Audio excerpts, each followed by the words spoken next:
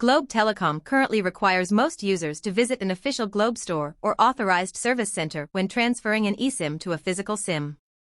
In 2026, the process is mainly handled through SIM replacement, while keeping the same mobile number active.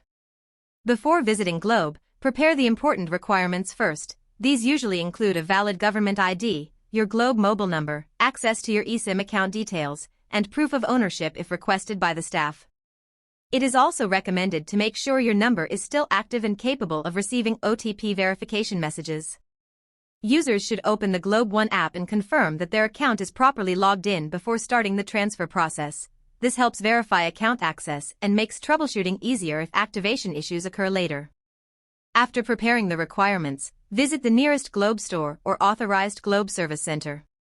Inform the staff that you want to replace your Globe eSIM with a physical SIM, while keeping your existing mobile number. Globe representatives may ask for identity verification as part of account security and SIM ownership protection procedures.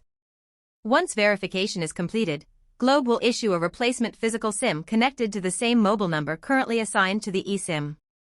During activation, the old eSIM profile is usually deactivated automatically once the new physical SIM becomes active.